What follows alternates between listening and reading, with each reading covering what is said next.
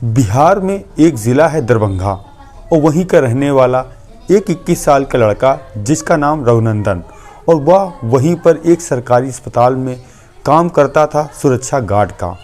और तभी अचानक उसी अस्पताल में एक लड़की जिसका नाम आफरीन और उम्र उसकी 18 साल वह अपनी भाभी को लेकर पहुंचती है उनका इलाज कराने के लिए।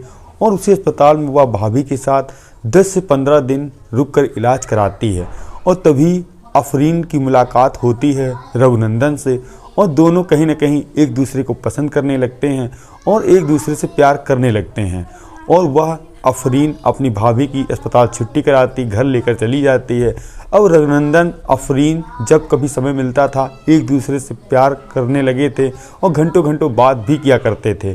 तभी अचानक पता चलता है आज से महज 5 दिन पहले जो रघुनंदन था वह बिहार से लगभग 1800 किलोमीटर दूर उसकी 6 टुकड़ों में लाश मिलती है। जब लाश पुलिस वाले शिनाख्त के लिए उसके माता पिता को पहले दिखाते हैं तो वह भी नहीं जान पाते हैं, मगर जो रघुनंदन के हाथ में RA लिखा था उससे पता चलता है यह लाश रघुनंदन की है।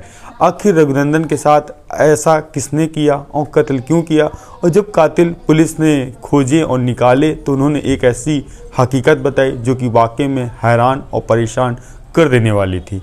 क्या रघुनंदन को प्यार नहीं करना चाहिए था? अगर उसने किया तो उसका ये हाल किसने किया? आइए हम आपको वीडियो के विस्तार से बताते हैं। आप सभी दोस्तों को नमस्कार, मेरा नाम रवि है। अगर आप हमारे चैनल पर नए हों सब्सक्राइब बेल आइकन जरूर दबाएं।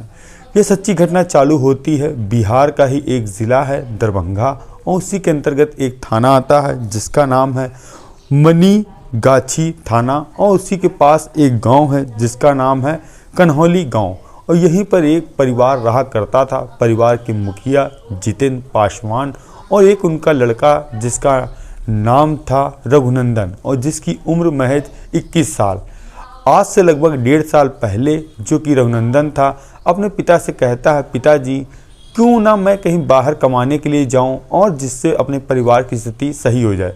तभी मुंबई के पुणे में एक उसका दोस्त जो कि वहां पर रहकर काम करता था वह अपने दोस्त के माध्यम से पहुंचता है पुणे में काम करने के लिए।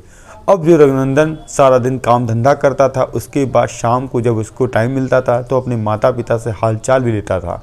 तभी एक तारीख आती है 31 अक्टूबर 2024 शाम के करीब 7 बजे थे जो जितेंद्र पासवान थे अपने बेटे को फ़ोन मिलाते हैं रघुनंदन को और पूछने का प्रयास करते हैं, बेटा क्या हो रहा है, क्या तुमने खाना खाया है कि नहीं खाया है?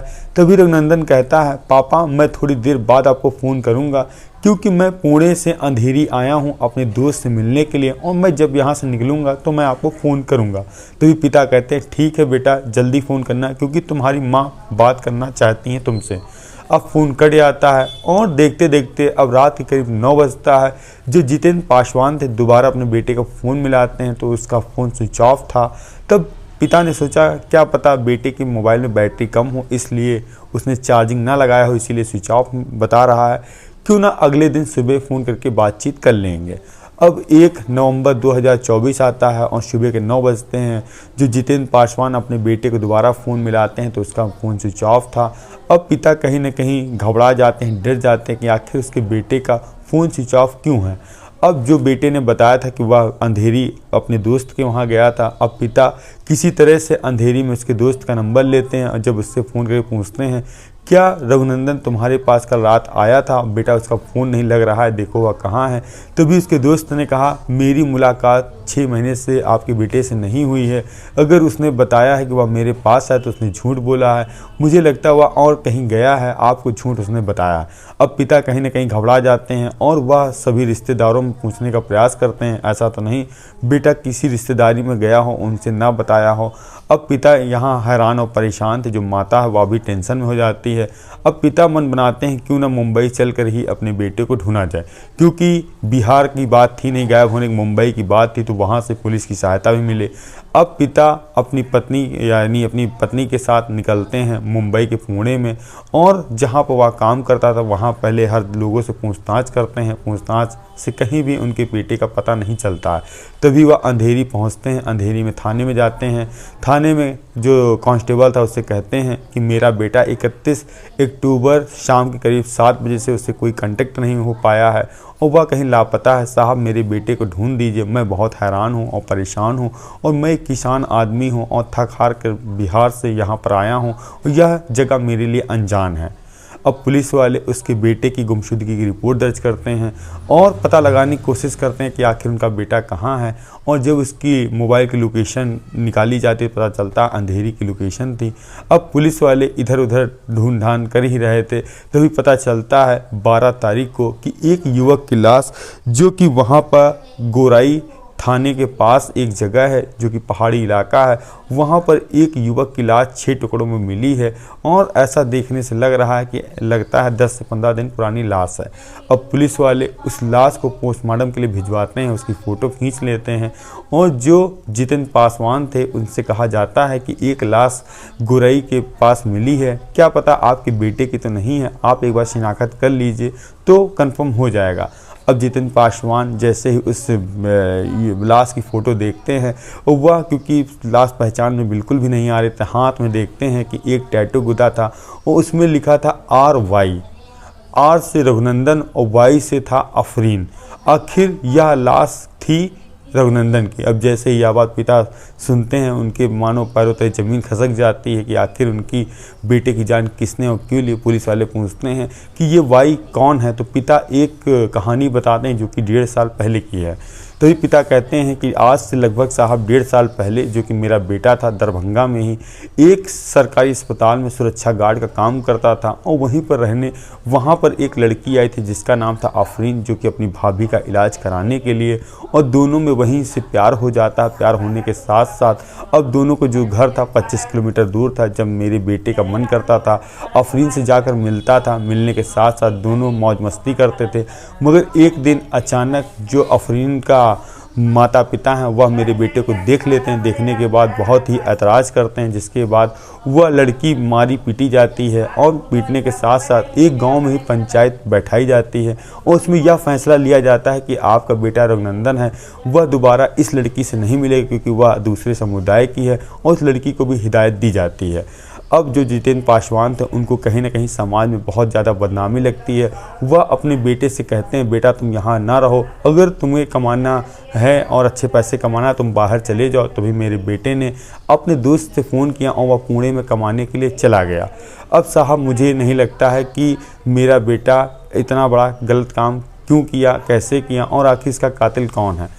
अब पुलिस फ़ौरन उस लड़की के पास पहुंचती है बिहार और उससे पूछताछ करती है कि आखिर तुमने अपने प्रेमी का कत्ल क्यों किया। वह बिल्कुल टूट जाती, कहती साहब मैंने कुछ भी नहीं किया। जो मेरा भाई है सत्तार जो कि मुंबई में ही रहता है, जो कि वह मीरा भाईदर मुंबई में ही एक इलाका है जहाँ पर उसके मीट का कारोबार है, वहाँ पर वह भी कुछ दिन के लिए रहने गई थी और उसके बाद वह बिहार फिर से चली गई। अब एक टीम जो कि वहाँ पहुँचती है उसके सत्तार भाई के पास। जब उससे पहले कड़ाई से पूछताछ होती है, वह पहले तो गुनाह कबूलने से इनकार करता है कि मैंने इस केस को इस कत्ल को मैंने नहीं किया। जब पुलिस वाले पूरे सबूत दिखाती है और उससे पूछताछ करती है कि तुम्हारी बहन ने ही तुम्हारा काला चिट्ठा खोल दिया, वह टूट जाता है। फिर एक ऐसी खौफनाक साजिश बताया जो सुनने के बाद पुलिस वाले भी हैरान थे। तभी सत्तार कहता है कि 6 महीना पहले मुझे पता लगा मेरी बहन का जो एक लड़का है जो कि दूसरे समुदाय से उसका प्यार है, और उसके बाद गांव में पंचायत ही बुलाई गई, जिसके बाद मेरे माता पिता ने मेरी बहन को मेरे पास भेज दिया और मुझे पता चला कि जो रघुनंदन है वह भी पुणे में रहता है और मेरी बहन को दूसरे नंबर से फ़ोन करता था, और जिसके बाद मेरी बहन ने नंबर स्विच ऑफ कर दिया था। एक दिन रघुनंदन ने मेरे पास फ़ोन किया और कहा कि मैं तुम्हारी बहन से मिलना चाहता हूँ आखिरी बार, उसके बाद कभी नहीं मिलूँगा। और फिर मुझे इतना ज़्यादा गुस्सा आया, मैंने एक फिर प्लान बनाया और अपनी बहन से कहा कि तुम बात करो, कह दो भैया तुम्हारी शादी कराना चाहते हो और मिल लो आके अगर तुम्हारी मर्ज़ी है।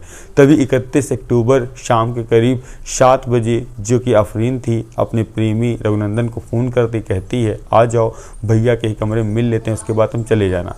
उस रघुनंदन को क्या पता था जो प्रेमिका उसको फ़ोन करके बुला रही है वो उसकी आखिरी रात होगी, अंतिम रात होगी। और तभी रघुनंदन पहुंचता है उसके भाई सत्तार के पास। दोनों पहले काफ़ी ज़्यादा शराब पीते हैं। शराब पीने के बाद जब रघुनंदन काफ़ी नशे में हो जाता है और वह खड़ा नहीं हो पा रहा, तभी सत्तार कहता है जाओ कमरे में लेट जाओ जाके, और मैं भी आ रहा हूँ, उसके बाद तुम सुबह चले जाना। सत्तार वहीं बैठकर शराब पीता है और तब तक शराब पीता है जब तक उसका होश खो नहीं जाता। उसके बाद वह धारदार एक हथियार निकालता है और अपनी बहन के ही सामने उसके प्रेमी के 6 टुकड़े करता है और फिर 4 पेंट की बाल्टियाँ लेकर आता है, उसके शवों को उसके रखता है और पन्नियों में 6 पन्नियों में पैक करता है और फिर एक ऑटो रिक्शा को फ़ोन करता है, कहता है कि मुझे मीट कहीं पर भिजवाना है और जिसके लिए मुझे ऑटो बुक करनी। अब ऑटो वाला आ चुका था, वह 6 काली पन्नी मंगाता है, उसने सब में भरा और ऑटो में बैठकर पहुंचता है गुरई इलाका, जो कि सुनसान इलाका था। वहां पे सभी पन्नियों को फेंक देता है और उसको कहीं ना कहीं ये लग रहा था कि वह कभी पकड़ा नहीं जाएगा। कहते हैं जुर्म करने वाला या कत्ल करने वाला कोई कितना भी शातिर क्यों ना हो, कोई ना कोई गलती कर ही देता है, वह चालाकों के पीछे पहुंच ही जाता है। आखिर आप बताइए इसमें गलती सबसे ज़्यादा किसकी थी? वह प्रेमी की थी कि प्रेमिका की थी? एक दूसरे समुदाय से प्यार करने के एवज में एक लड़के की जान तक चली गई। हम मिलते नई कहानी नई शुरुआत के साथ। जय हिंद, जय भारत।